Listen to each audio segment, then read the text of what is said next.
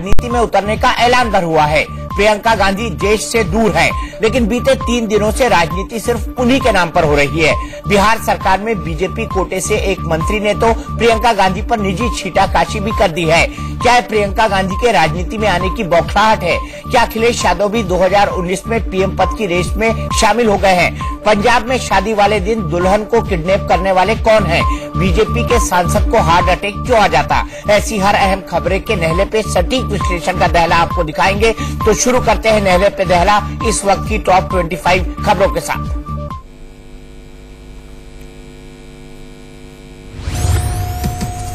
इस साल 3 लोगों को भारत रत्न दिया जाएगा, जिसमें देश के पूर्व राष्ट्रपति प्रणब मुखर्जी, संघ के दिग्गज नेता नानाजी देशमुख और संगीतकार भूपेन हजारिका शामिल हैं।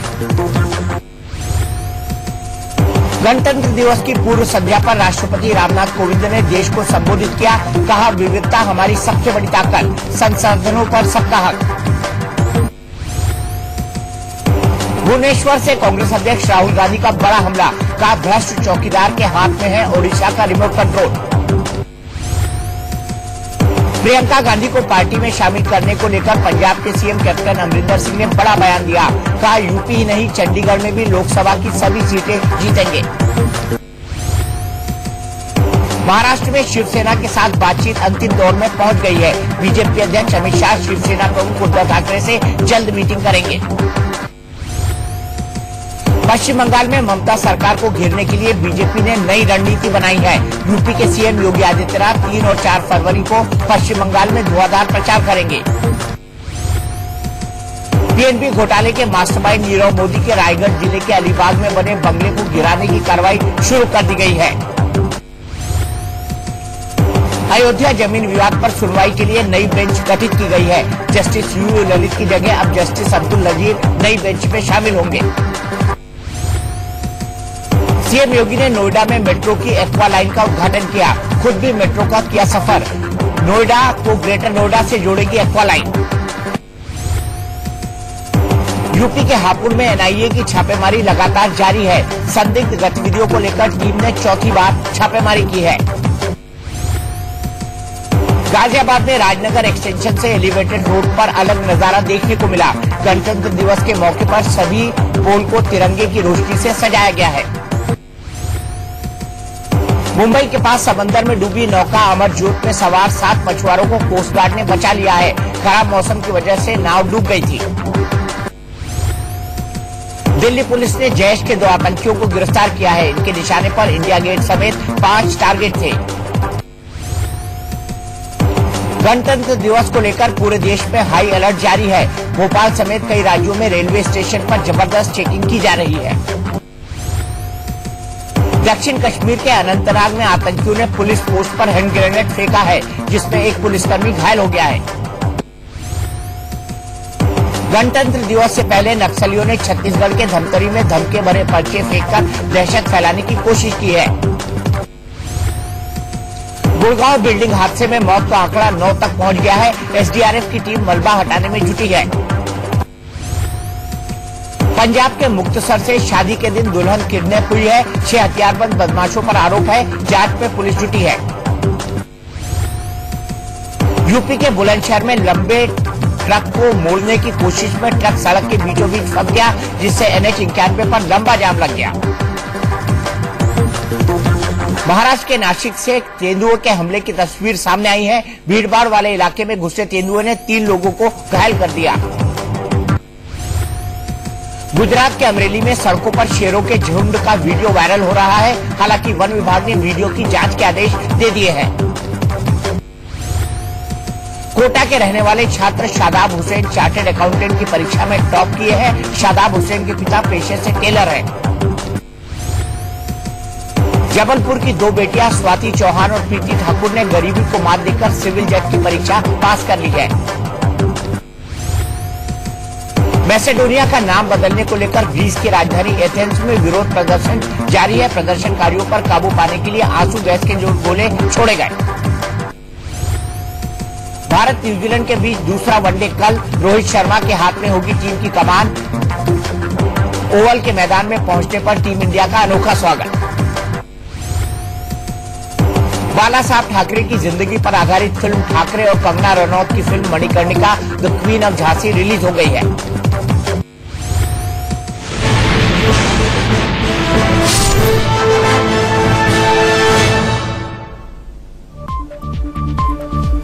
प्रियंका गांधी को कांग्रेस महासचिव बनाए जाने पर अब बिहार में सियासी बयानबाजी तेज हो गई है।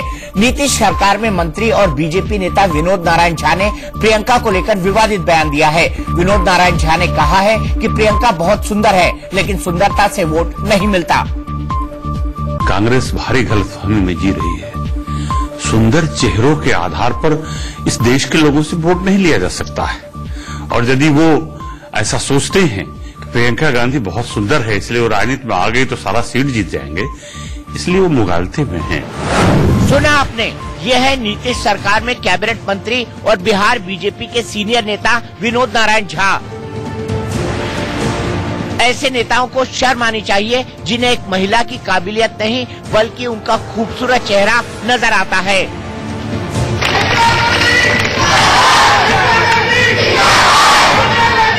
लोकसभा चुनाव से पहले कांग्रेस ने प्रियंका गांधी की ग्रैंड एंट्री की घोषणा क्या की, सभी सियासी दलों में खलबली मच गई। किसी को प्रियंका में इंदिरा गांधी नजर आने लगी तो कोई उनके खूबसूरत चेहरे पर अपनी ओछी मानसिकता का सर्टिफिकेट देने लगा। विनोद नारायण झा ने कांग्रेस महासचिव प्रियंका गांधी को लेकर बेतुका बयान दिया और कहा कि वोट खूबसूरत चेहरे के आधार पर हासिल नहीं किए जाते। उन्होंने कहा कि प्रियंका गांधी रॉबर्ट वाड्रा की पत्नी है, जो जमीन घोटाले और भ्रष्टाचार से जुड़े कई मामलों में आरोपी हैं। कांग्रेस ने प्रियंका को सिर्फ सुंदर होने के चलते राजनीति में उतारा है, लेकिन 2019 के लोकसभा चुनाव में कांग्रेस को इसका कोई फायदा नहीं होने वाला। कांग्रेस भारी गलतफहमी में जी रही है। सुंदर चेहरों के आधार पर इस देश के लोगों से वोट नहीं लिया जा सकता है, और यदि वो ऐसा सोचते हैं प्रियंका गांधी बहुत सुंदर है इसलिए वो राजनीति में आ गई तो सारा सीट जीत जाएंगे, इसलिए वो मुगालते में हैं। ऐसा निर्णय लोकतंत्र के लिए अच्छा नहीं है, शुभ नहीं है। विनोद नारायण झा के बयान पर बिहार में भी सियासी पारा गर्म है। कांग्रेस से लेकर हर कोई विनोद नारायण झा के बयान से हैरान है। शायद यही वजह है कि बिहार में ही इस मामले में डैमेज कंट्रोल करने की कोशिश हो रही है। बिहार के डिप्टी सीएम सुशील मोदी ने कहा कि प्रियंका की कांग्रेस में एंट्री का फैसला यूपी में एसपी बीएसपी को धमकाने के लिए लिया गया, क्योंकि उन्होंने गठबंधन में कांग्रेस पार्टी को अलग कर दिया था। देखिए, विनोद नारायण झा जी अगर हीन भावना से ग्रस्त हैं, तो इसमें तो कुछ हम लोग कह नहीं सकते हैं। विनोद नारायण झा जी को जब मेरे जैसा आदमी हरा सकता है, तो प्रियंका गांधी जी बीजेपी के लिए ही काफी है। एक प्रियंका गांधी, ये सब बेतुकी बातें है। प्रियंका गांधी एक राजनीतिक परिवार से है, उनको ये देखना चाहिए।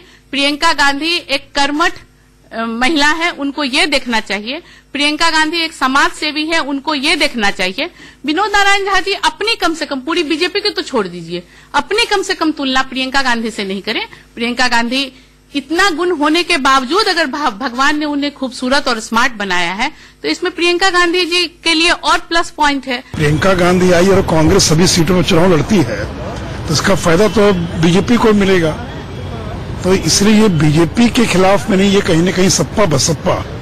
और अच्छी बात है कि रॉबर्ट वाड्रा का मामला अब केंद्र बिंदु में बन जाएगा, क्योंकि अगर प्रियंका गांधी आ रही हैं, वो पत्नी किसकी है? रॉबर्ट वाड्रा की पत्नी है, और रॉबर्ट वाड्रा पर जो भ्रष्टाचार के गंभीर आरोप लगे हैं, तो इसलिए वो तो रॉबर्ट वाड्रा की प्रतिनिधि बनकर आ रही हैं, तो इसलिए हम लोग तो और बेहतर होगा और बहुत अच्छा होगा। प्रियंका गांधी कैसे दिखती है इससे कोई हमारा लेना देना नहीं, वो जो काम करती हैं लोगों के लिए वो सबसे महत्वपूर्ण है।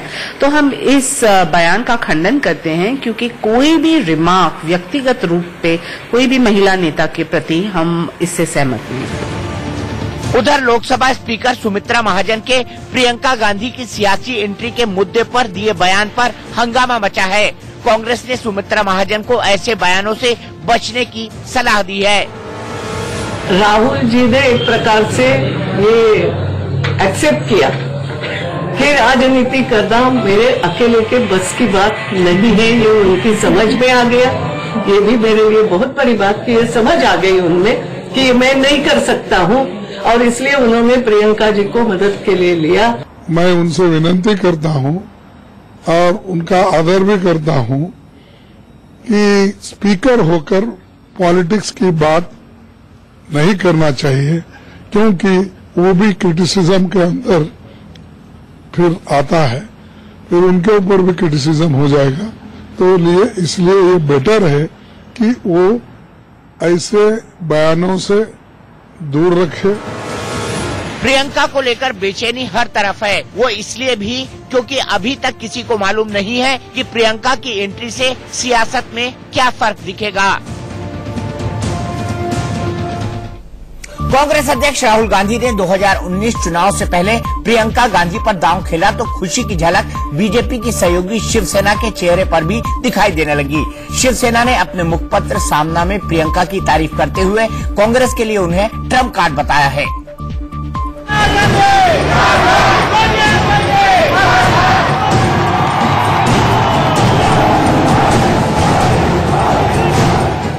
कांग्रेस महासचिव प्रियंका गांधी राजनीति में आई तो पूरे देश में इस बात की चर्चा तेज हो गई कि प्रियंका इंदिरा गांधी का अवतार है। एक तरफ जहां कांग्रेस को प्रियंका में इंदिरा की झलक दिखाई दे रही है, तो अब शिवसेना भी उनकी फैन हो चुकी है। कांग्रेसियों की खुशी की झलक अब बीजेपी की सहयोगी शिवसेना के चेहरे पर भी दिखाई देने लगी है। शिवसेना ने अपने मुखपत्र सामना में प्रियंका गांधी की तारीफों के पुल बांधे हैं। सामना में लिखा है कि प्रियंका गांधी कांग्रेस का ट्रम्प कार्ड साबित हो सकती है। शिवसेना सांसद संजय राउत ने भी साफ कर दिया कि प्रियंका की राजनीति में एंट्री को लेकर देश के लोगों को भी इंतजार था। लेकिन जब हम सत्ता पे आते हैं तो ये भूल जाते हैं, राहुल गांधी अब सत्ता पे नहीं है, तो अब उनका जो बोलना है, अब तक तो झूठ बात नहीं कही है, बाद में देख लेंगे।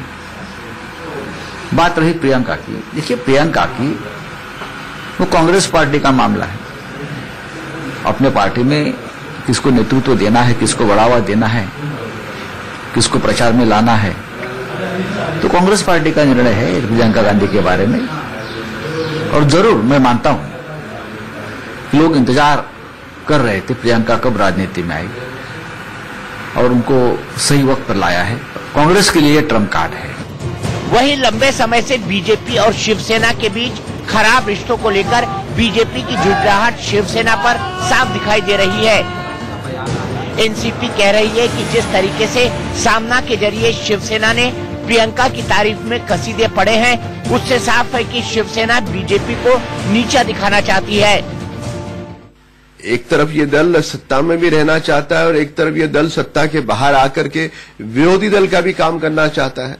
तो दोनों तरफ से ढोल पीटने की ये जो इनकी आदत है, ये देश के लोग भली भांति जानते हैं। स्वर्गीय बाला साहब ठाकरे जी रहे नहीं, अब इस प्रकार की बयानबाजी जो शिवसेना के नेताओं की ओर से आ रही है, ये बदली हुई शिवसेना है।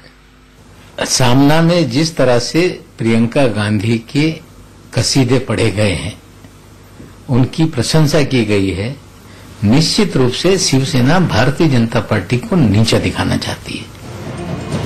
माना जाता है कि शिवसेना के संस्थापक बाला साहब ठाकरे भी इंदिरा गांधी के फैन कभी हुआ करते थे।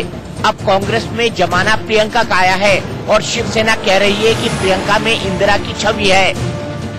वैसे ये पहला मौका नहीं है जब इंदिरा की तुलना प्रियंका से हो रही है। अक्सर प्रियंका के लुक को लेकर उनकी तुलना दादी इंदिरा गांधी से होती रही है और इस तुलना की बड़ी वजह पहनावा है और उनके जैसे तेवर। ये भारत देश है, इसे चलाने के लिए 56 इंच के सीने की जरूरत नहीं है, इसे चलाने के लिए दरिया जैसा दिल चाहिए।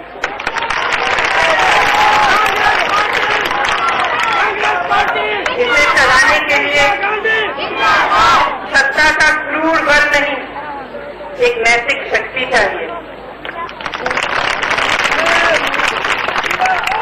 इसे चलाने के लिए अपनी क्षमताओं का खोखला बाहरी प्रदर्शन नहीं, एक भीतरी दृढ़ता चाहिए। ओडिशा में दम तोड़ रही कांग्रेस में जान राहुल गांधी आज भुवनेश्वर पहुंचे। राहुल ने एक रैली के दौरान पीएम मोदी और नवीन पटनायक सरकार पर हमला बोला। राहुल ने ओडिशा की सत्ताधारी बीजेडी को बीजेपी का जूनियर पार्टनर बताया। ओडिशा में इस साल आम चुनाव के साथ ही विधानसभा चुनाव भी होने हैं। ऐसे में सूबे में सियासी पारा गर्मा गया है। भुवनेश्वर में परिवर्तन संकल्प रैली के दौरान कांग्रेस अध्यक्ष राहुल गांधी ने पीएम मोदी और सत्तारूढ़ बीजू जनता दल पर जमकर प्रहार किया। राहुल ने कहा कि ओडिशा का रिमोट कंट्रोल हिंदुस्तान के एक भ्रष्ट चौकीदार के हाथ में है। जब वो बटन दबाते हैं तो सीएम नवीन पटनायक उठते हैं और बैठते हैं। राहुल ने किसानों से वादा किया कि ओडिशा में कांग्रेस की सरकार बनेगी तो 10 दिनों के अंदर ही किसानों की कर्ज माफी हो जाएगी। यहाँ पे जो भ्रष्टाचार हुआ है, जो यहाँ आपके चीफ मिनिस्टर ने किया है, चीफ मिनिस्टर ने जो चिट फंड स्कैम किया, उनके मंत्रियों ने जो किया, उसके कारण ओडिशा का रिमोट कंट्रोल हिंदुस्तान के भ्रष्ट चौकीदार के हाथ में है।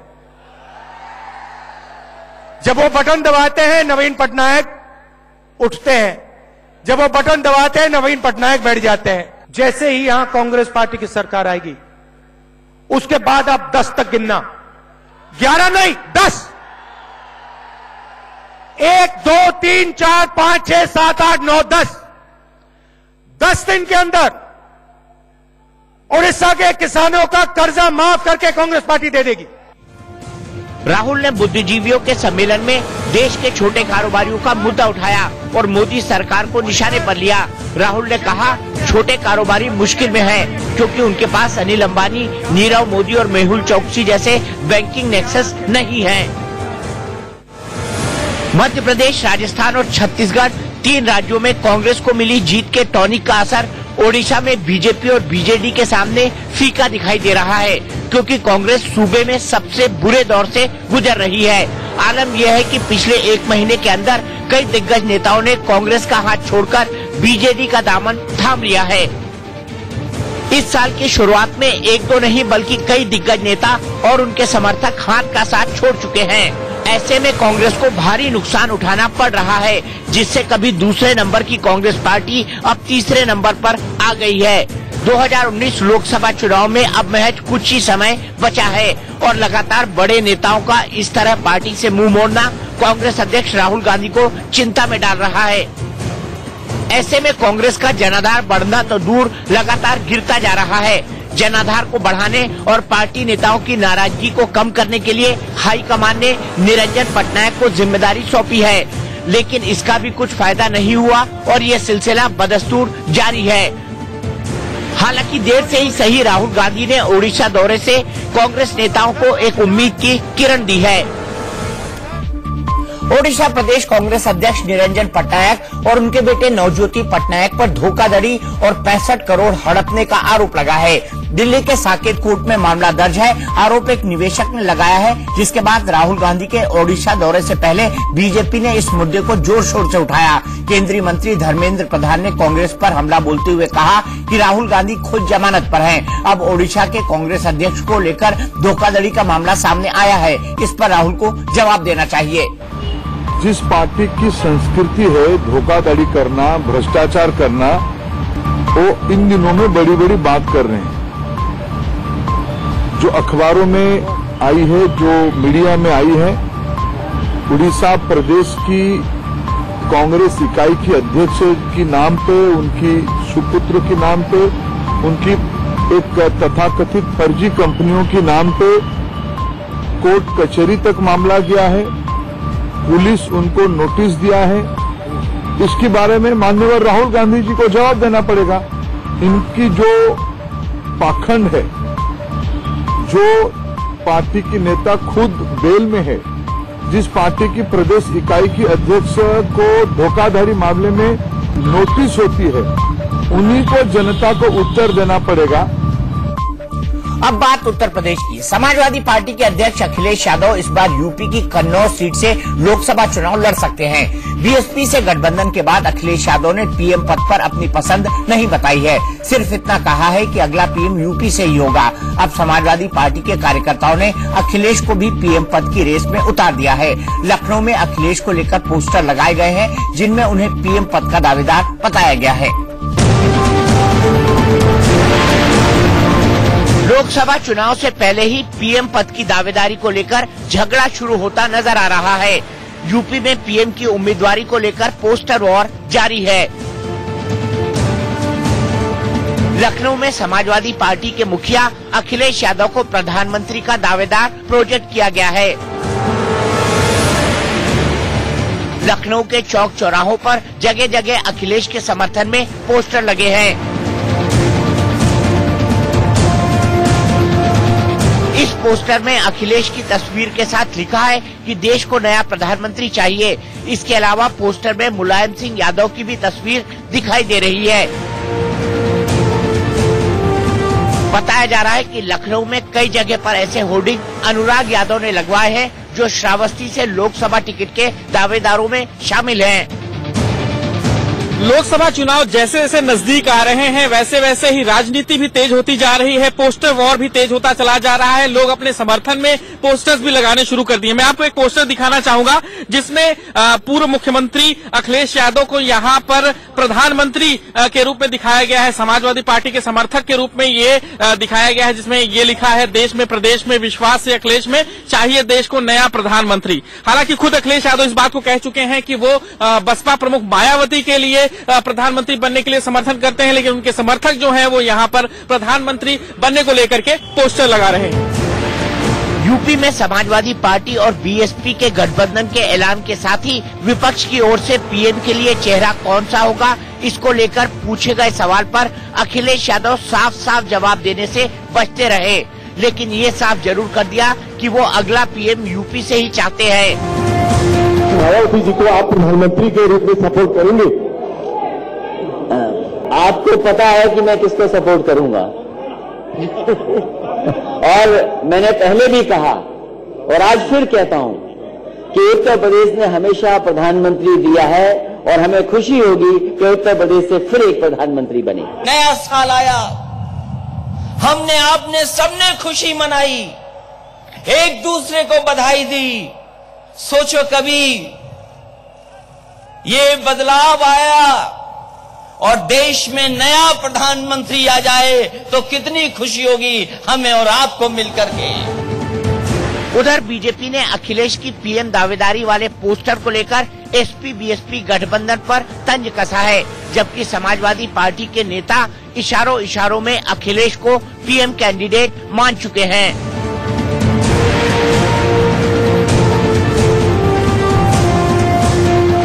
मायावती को देखना चाहिए इस पोस्टर को, मायावती को देखना चाहिए इस पोस्टर को। हम लोग पार्टी के वर्कर हैं तो अपने नेता में ही तो संभावनाएं देखेंगे, अपने नेता को ही तो आगे ले जाने की बात करेंगे। लेकिन हमारे नेता ने कहा है कि गठबंधन हुआ है और गठबंधन के बाद तय होगा कि देश का प्रधानमंत्री कौन होगा। राजनीति में न दोस्ती हमेशा के लिए होती है और न ही दुश्मनी। दिल्ली की राजनीति में एक तस्वीर को इसकी मिसाल के तौर पर पेश किया जा रहा है। ये तस्वीर दिल्ली के सीएम अरविंद केजरीवाल और दिल्ली कांग्रेस की अध्यक्ष शीला दीक्षित के बीच मुलाकात की है। एक बार फिर अटकलों का बाजार गर्म है कि क्या दिल्ली में भी गठबंधन की कोई खिचड़ी पक रही है। ये तस्वीर दिल्ली की सियासत में संभावित बदलाव की ओर इशारा करती है। एक दूसरे का हाथ पकड़े हुए केजरीवाल और शीला दीक्षित जितनी गर्मजोशी से गुफ्तगू कर रहे हैं, उतनी ही गर्माहट इस चर्चा में है कि आम आदमी पार्टी और कांग्रेस के बीच गठबंधन हो सकता है। गुरुवार को दिल्ली के उपराज्यपाल के घर पर हुई एक मीटिंग के दौरान दोनों नेता आपस में मिले थे। कयास लगने लगे कि इस अनौपचारिक मुलाकात से भविष्य में आने का रास्ता साफ हो सकता है। अटकलें तो लंबे समय से लग रही हैं, लेकिन दिल्ली कांग्रेस अध्यक्ष की कुर्सी पर बैठने के बाद इंडिया न्यूज से खास बातचीत में शीला दीक्षित ने ये साफ कर दिया था कि आपके साथ गठबंधन की बात नहीं हो रही। गठबंधन को लेकर जैसा तमाम सवाल खड़े हो रहे हैं, तो गठबंधन में क्या? गठबंधन की कहीं बात नहीं है, अभी कुछ नहीं है। न्यूज़पेपर जरूर निकाल रहे हैं और सब निकाल रहे हैं, लेकिन गठबंधन की कोई बात नहीं है। लेकिन अब लगता है कि आपके आने से कांग्रेस में काफी जोश और जज्बा भी बढ़ा है। क्या लगता है कि अकेले कांग्रेस दिल्ली में चुनाव लड़ेगी? क्यों नहीं लड़ेगी, हमेशा लड़ती रही है। कांग्रेस एक बड़ी पुरानी पार्टी है, ऐतिहासिक पार्टी है, हमेशा लड़ती है। लेकिन सियासत में कैमरे के सामने जो दिखता है वो हमेशा सच नहीं होता। पर्दे के पीछे जाने कौन सा खेल हो रहा है। अरविंद केजरीवाल पश्चिम बंगाल की मुख्यमंत्री ममता बनर्जी की रैली में विपक्षी पार्टियों के साथ मंच साझा कर चुके हैं। उन्होंने पूरी ताकत लगाकर पीएम मोदी को हराने की बात कही थी। नरेंद्र मोदी जी और अमित शाह जी की जोड़ी ने इस देश का बेड़ा गर्क कर दिया। मुसलमान को क्रिश्चियन से लड़ा दिया, इसको उससे लड़ा दिया, उसको इससे लड़ा दिया। जो काम 70 साल में पाकिस्तान नहीं कर पाया, वो काम 5 साल के अंदर मोदी और अमित शाह ने करके दिखा दिया। कुछ भी करो, 2019 में इनकी जोड़ी को दोबारा सत्ता में मत आने देना। वैसे अरविंद केजरीवाल ने अपनी राजनीति की शुरुआत शीला दीक्षित को हराने से ही की थी। साल 2013 में अरविंद केजरीवाल ने तत्कालीन सीएम शीला दीक्षित को नई दिल्ली सीट पर करीब 22,000 मतों से हराया था। 2013 में जब किसी को पूर्ण बहुमत नहीं मिला था तो बीजेपी को सरकार बनाने से रोकने के लिए कांग्रेस ने बिना शर्त केजरीवाल की पार्टी को समर्थन दे दिया था। बाद में केजरीवाल ने महज 49 दिनों में इस्तीफा दे दिया। 2015 में दिल्ली में फिर चुनाव हुए तो केजरीवाल ने सबको पछाड़ते हुए 70 में से 67 सीटें हासिल की थी। केजरीवाल ने दिल्ली में कांग्रेस की जमीन खत्म की तो पीएम मोदी ने देश में कांग्रेस के लिए अस्तित्व का संकट खड़ा कर दिया। अब ऐसे में बहुत मुमकिन है कि बड़े दुश्मन को हराने के लिए 2 छोटे दुश्मन हाथ मिला ले, लेकिन बीजेपी कह रही है कि केजरीवाल को अपनी हार दिखाई दे रही है। शायद शीला जी के चरणों में इसलिए गिरने की कोशिश कर रहे हो कि मुझे उठा लीजिए, अरविंद केजरीवाल जी कह रहे हो, क्योंकि अरविंद केजरीवाल इस समय बहुत ही इस देश में सबसे फ्रस्ट्रेटेड व्यक्ति का नाम है अरविंद केजरीवाल। उनको अपनी हार सामने दिख रही है। जो 70 में 67 सीट जीत के आए थे विधायक का, वो पार्षद में 272 में 67 पार्षद नहीं जीत पाए। आप उनकी फ्रस्ट्रेशन का लेवल सोच सकते हैं क्या होगा।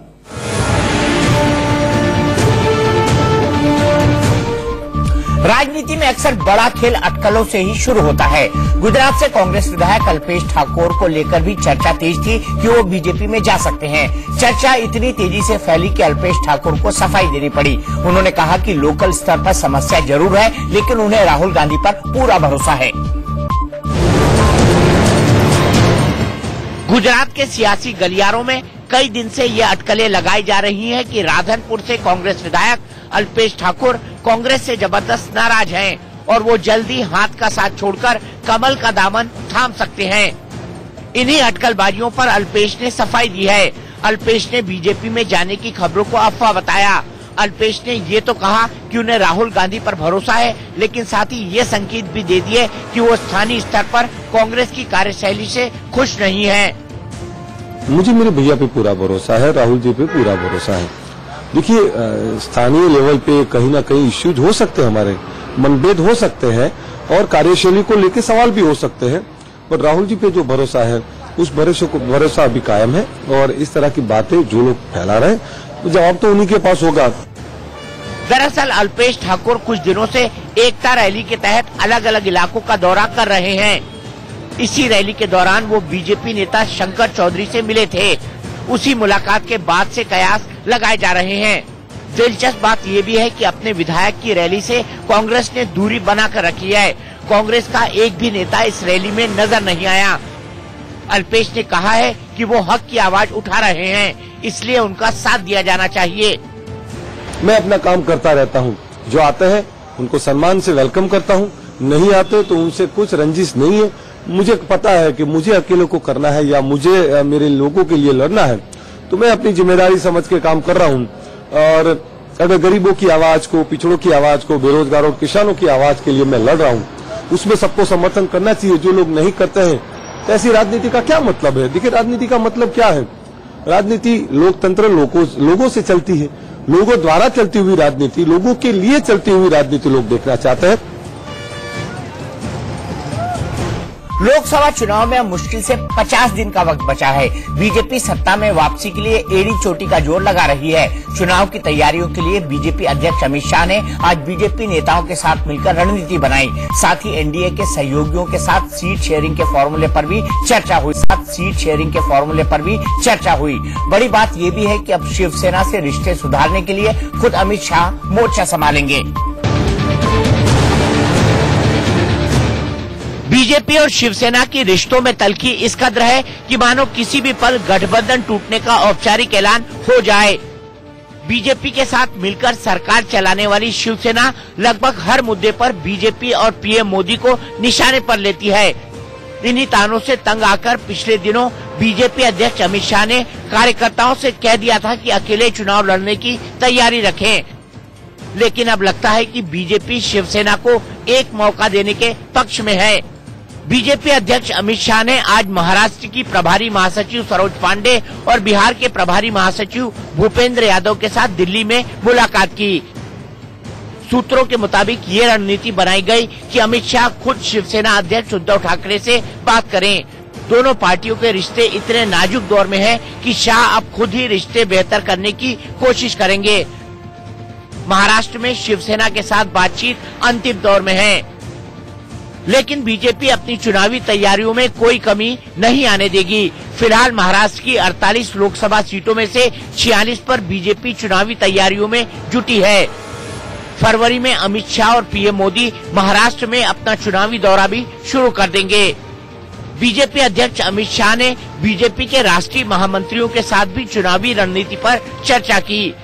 शाह ने बीजेपी नेताओं के साथ ये रणनीति बनाई कि कैसे 2019 में मोदी सरकार की सत्ता में वापसी कराई जाए। वहीं दूसरी तरफ पश्चिम बंगाल में ममता बनर्जी को घेरने के लिए बीजेपी ने हिंदुत्व को भुलाने की रणनीति बनाई है। यूपी के सीएम और हिंदुत्व के पोस्टर बॉय योगी आदित्यनाथ को बीजेपी बंगाल में उतारने की तैयारी में है। योगी 3 और 4 फरवरी को पश्चिम बंगाल में धुआंधार प्रचार करेंगे। बंगाल में ममता ने विपक्ष को एकजुट कर मोदी सरकार के खिलाफ हल्ला बोला है। ऐसे में अब बीजेपी हिंदुत्व के सहारे ममता को उनके घर में ही घेरने की तैयारी कर रही है। कर्नाटक में जेडीएस और कांग्रेस के बीच लोकसभा चुनाव में तालमेल को लेकर बेंगलुरु में मीटिंग हुई। इस बैठक में कांग्रेस और जेडीएस ने साथ मिलकर चुनाव लड़ने का फैसला लिया। कहा जा रहा है कि आगामी लोकसभा चुनाव के लिए सीटों के बंटवारे पर 3 से 4 दिन में ऐलान भी हो सकता है। मीटिंग के बाद जेडीएस नेता दानिश अली ने कर्नाटक की 28 सीटों में से 25 जीतने का दावा भी किया। पहले कर्नाटक में जनता दल सेक्युलर और कांग्रेस के बीच आगामी लोकसभा चुनाव के लिए सीट बंटवारे को लेकर अनबन की खबरें आ रही थी। सूत्रों का कहना है कि जेडीएस कर्नाटक की 28 में से 12 सीटों पर चुनाव लड़ने की सोच रही है। अगर ऐसा हुआ तो कांग्रेस को महज 16 सीटें ही मिलेंगी, लेकिन इसके लिए कांग्रेस तैयार नहीं है। वो कर्नाटक में गठबंधन के फॉर्मूले को लोकसभा चुनाव में लागू करना चाहती है। कर्नाटक में कांग्रेस और जेडीएस के बीच 2-1 के अनुपात में सत्ता का बंटवारा हुआ है। इस फॉर्मूले के हिसाब से कर्नाटक में जेडीएस को 10 और कांग्रेस को 18 सीटें मिल सकती हैं। कर्नाटक में 2014 के चुनाव में यहां बीजेपी ने 17 सीटों पर जीत दर्ज की थी। हालांकि बेल्लारी सीट उपचुनाव में उसके हाथ से निकल गई। इस समय कर्नाटक में बीजेपी के पास 16, कांग्रेस के पास 10 और जेडीएस के पास 2 सीटें हैं। आज जेडीएस कांग्रेस समन्वय समिति की बैठक में आज कर्नाटक में सीट शेयरिंग पर चर्चा हुई है। हम लोग मिलकर के यहाँ चुनाव लड़ेंगे, ऐसा फैसला और कौन सी सीट कौन पार्टी लड़ेगी इस पर चर्चा भी आगे जारी रहेगी और हम बहुत जल्द ये फैसला कर लेंगे कि जेडीएस और कांग्रेस कितनी कितनी सीट और कौन कौन सी सीट लड़ेगा। वो एक ब्रॉडर आउटलाइन है 2/3 1/3 का। अब उसमें जो है प्रायोरिटी जो है ज्यादा से ज्यादा सीट जीतने की है कि बीजेपी को हम कैसे कम से कम 28 में से 25 सीट ये कोएलिशन जो है जेडीएस कांग्रेस का कर्नाटक में जीते। अयोध्या में विवादित ढांचा गिराए जाने के मामले में आज साध्वी ऋतंबरा की स्पेशल सीबीआई कोर्ट में पेशी हुई। पेशी के बाद साध्वी ऋतंबरा ने कह दिया कि राम मंदिर बनाने में हो रही देरी हिंदुओं के साथ मजाक है। साध्वी ऋतंबरा लखनऊ में स्पेशल सीबीआई कोर्ट में पेश हुई। अयोध्या में विवादित ढांचा गिराने के मामले में सीबीआई कोर्ट रोजाना सुनवाई कर रही है। वैसे तो ऋतंबरा के वकील ही सुनवाई के दौरान मौजूद रहते हैं, लेकिन आज कोर्ट ने खुद ऋतंबरा को बुलाया था। कोर्ट से बाहर आने के बाद साध्वी ऋतंबरा ने जल्द से जल्द राम मंदिर बनाने की मांग की। उन्होंने कह दिया कि मंदिर बनाने में देरी हिंदुओं के साथ मजाक है। उन्होंने अध्यादेश लाने की मांग भी दोहराई। ये जो विलम्ब है ये हिंदू समाज की आस्थाओं का मजाक है। इतना बड़ा समाज जिसका हृदय प्रभु राम के साथ धड़कता है, कैसा अनुभव करता है समाज जब हमारे आराध्य डांट के नीचे बैठी। अध्यादेश की मांग धर्म संसद ने की, संतों ने की, क्योंकि या तो सरकार निर्णय ले या तो फिर न्यायालय न्याय दे, क्योंकि अगर आप समय पे न्याय नहीं देते वो भी तो एक तरह का अन्याय ही है। 6 दिसंबर 1992 को अयोध्या में विवादित ढांचे को गिरा दिया गया था। इसी केस में साध्वी ऋतंबरा आरोपी हैं। वैसे मामले में कुल 49 लोगों पर केस दर्ज था, लेकिन अभी सिर्फ 33 लोग ही जिंदा बचे हैं। विवादित ढांचा गिराने के मामले में बीजेपी नेता लालकृष्ण आडवाणी, मुरली मनोहर जोशी और उमा भारती समेत कई दिग्गज आरोपी हैं। अयोध्या विवाद का केस सुप्रीम कोर्ट में है और 29 जनवरी को संवैधानिक पीठ मामले पर सुनवाई करेगी। अयोध्या विवाद की सुनवाई के लिए सुप्रीम कोर्ट ने नई बेंच का गठन कर दिया है। चीफ जस्टिस रंजन गोगोई ने 5 जजों की बेंच बनाई है। 29 जनवरी को नई संवैधानिक पीठ मामले की सुनवाई करेगी। इस बेंच में चीफ जस्टिस रंजन गोगोई के अलावा justice S.A. Bobde, justice Ashok Bhushan, justice D.Y. Chandrachud और जस्टिस अब्दुल नजीर शामिल हैं। इससे पहले 10 जनवरी को चीफ जस्टिस रंजन गोगोई की अध्यक्षता वाली 5 जजों की बेंच ने सुनवाई शुरू की थी, लेकिन मुस्लिम पक्ष के वकील राजीव धवन ने पीठ में शामिल जस्टिस U.U. ललित की मौजूदगी को लेकर सवाल खड़े किए थे। जस्टिस ललित बतौर वकील कल्याण सिंह के लिए पेश हो चुके थे। इस विवाद के बाद जस्टिस ललित ने खुद को सुनवाई से अलग कर लिया था। जस्टिस ललित के हटने के बाद नई बेंच में एक और बदलाव किया गया है। जस्टिस रमन्ना भी नई बेंच में नहीं है। सुप्रीम कोर्ट की रजिस्ट्री ने नई बेंच गठित करने का नोटिस जारी कर दिया है, जिसके मुताबिक 29 जनवरी को सुबह 10:30 बजे नई बेंच अयोध्या विवाद से जुड़ी सभी 15 याचिकाओं पर सुनवाई शुरू करेगी। चुनावी मौसम में बाल ठाकरे पर बनी फिल्म ठाकरे आज रिलीज हो गई, लेकिन शिवसेना इस बात से नाराज है कि सिनेमा घरों में ठाकरे की जगह दूसरी फिल्मों को तवज्जो दी जा रही है। निशाने पर कंगना रनौत की फिल्म मणिकर्णिका है।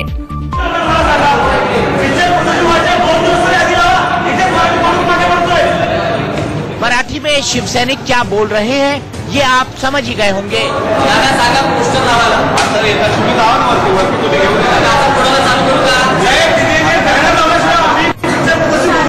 शिव सैनिकों का गुस्सा इस बात पर फूटा है कि मुंबई के एक सिनेमा घर में बाकी सभी फिल्मों के पोस्टर लगाए गए थे, लेकिन ठाकरे फिल्म का पोस्टर गायब था। शिव सैनिकों ने इसी बात पर हंगामा किया और पोस्टर नहीं लगाने पर धमकी दे डाली। मुंबई और उसके आसपास के हिस्सों में शिव सैनिक इस बात से भी नाराज हैं कि आज शिवसेना संस्थापक बाल ठाकरे पर बनी फिल्म के रिलीज होने के अलावा दूसरी फिल्में भी रिलीज की गयी। शिवसेना ने सिनेमा मालिकों पर कंगना रनौत की फिल्म मणिकर्णिका को ज्यादा तवज्जो देने का आरोप लगाया। कार्यकर्ताओं ने ही लताड़ा और धमकाया। यह घटना जिले की प्रभारी मंत्री अर्चना पांडे की मौजूदगी में हुई। सरेआम अपनी बेइज्जती से आहत सांसद ने 3 लोगों के खिलाफ SC/ST एक्ट के तहत केस दर्ज करने की तहरीर थाने में दी है।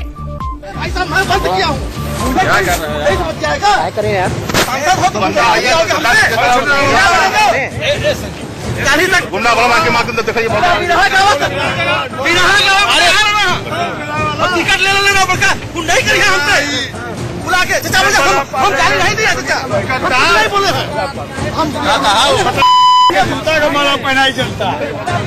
ये संवाद बीजेपी सांसद छोटेलाल खरवार के साथ हो रहा है। छोटेलाल खरवार यूपी की रॉबर्ट्सगंज सीट से सांसद हैं। टिकट ले लेना बड़का नहीं करिए बुला के हम गाली नहीं दिया नहीं बोले हम पुलिस और बीजेपी के बड़े नेताओं की मौजूदगी में सांसद के साथ बीजेपी कार्यकर्ताओं की झड़प हुई।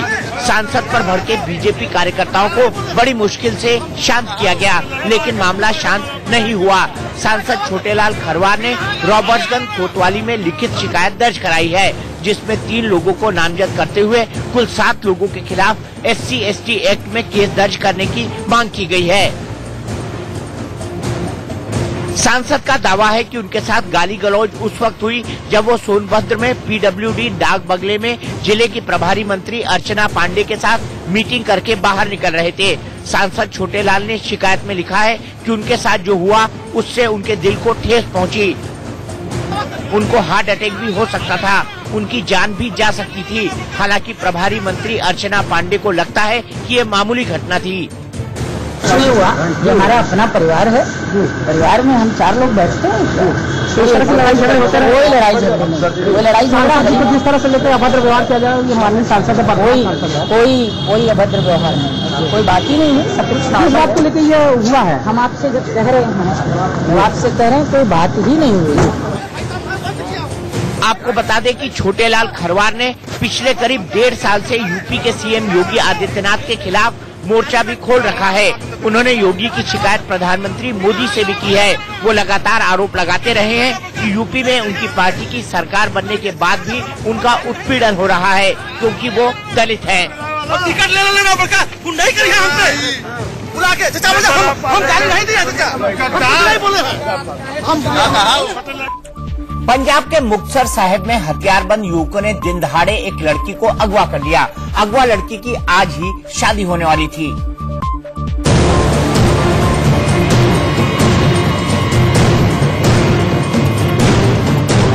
ये तस्वीर मुक्तसर साहिब की है। सीसीटीवी का टाइमर बता रहा है कि सुबह 6:17 का वक्त है। सड़क पर एक सफेद कार खड़ी है, पिछला दरवाजा खुला है। तभी 2 युवक एक लड़की को खींचते हुए लाते हैं और गाड़ी में ठूसते हैं। लड़की खुद को बचाने के लिए पूरा जोर लगा रही है। वो गाड़ी से गिर जाती है।